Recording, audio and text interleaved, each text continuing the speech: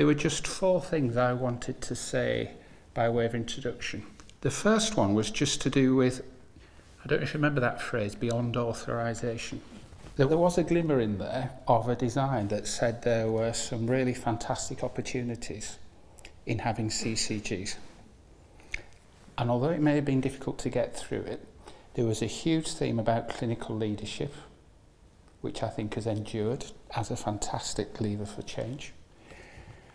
The second one was collaboration, which meant if a decision needs bigger than your footprint or bigger than your organisation, could you do that? The third thing that's come through again and again is the idea that more than any other previous organisation, CCGs are place-based, incumbent organisations where people who work and live in the place actually lead the change. And my own view is that that was probably historically, if you look at what had happened with commissioning, that was probably one of the best parts of the turbulence of the reforms. We had a phrase at the time called the safe threshold of authorisation, and it was a bit like regulation. Can you just get over the bar? But actually what we were looking for is who could really leap forward, who could do more than we were thinking. And the purpose of this course, the way this programme fitted with authorisation, was I always said within NHS England, you cannot put CCGs just authorised out into the present system without anything else changed around it and expect people to flourish. If you think of the skills you've learnt about how to make change happen, whoever comes and goes in the system, whoever comes and goes locally, you're locally based, you know how change happens. You could put the argument together that we're now at the point where the other bits of the jigsaw that really needed to be equally changed are in the process, we're in the foothills of that happening. And I guess I would say that the skills you've learnt and the understanding of the change model and how change happens applies to anything. So although there will be, I think, really good purposeful disruption of the provider side, if you could take the learning you've had from whatever initiatives you've done within the programme so far, they will be equally applicable to the next phase. But I think you'll be in a much stronger position because it's gone from nothing else changed, but CCGs were suddenly in the spotlight newly created, to everybody's in the melting pot. One size doesn't fit all. Newcastle is different from Newquay. The centre classically will work out some of the rules of engagement. How does the whole thing work? And under the banner of Newquay is different from Newcastle, then sort of says, it's quite right to go over to you because all local circumstances are different. But there's a baby in a bathwater moment there, because in going over to you, if you don't offer the local system support, how does it make sense of that particular local patch? And my own view is that this programme is one of the programmes that's tried to get close to helping you be really good locally. So we're back to one of the enduring things about the NHS is that towns and place and putting everything together stays as a driving force when all the things change around it. Really think how important this programme might be as we move into that next phase.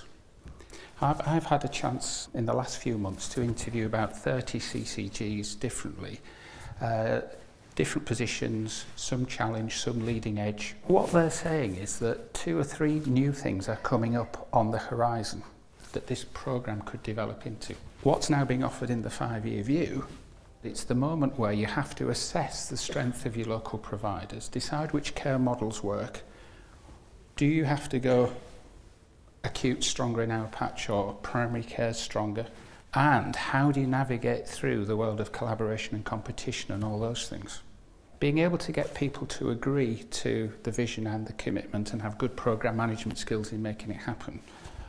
It will be worth really stretching how do you apply this thinking to some of those more technical, legally based processes that are inevitably part of driving a true transformational change. It will always not just be about everybody wanting to. The NHS often falls apart just after the dinner where everybody said it was great, when the finance officer from the FT goes, yeah, but that means we'd be bust in 2 years. So there's this awkward moment at some point in processes.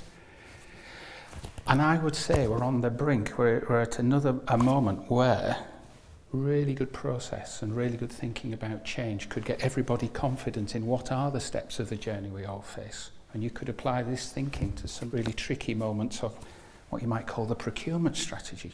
So the general theme here is no pressure. Fantastic things done. I hope you feel really proud of what you've achieved, and I certainly am. I think it's fantastic. But the potential, I think, is even more. So the thing I wanted to close with, which I think will be a theme for the day,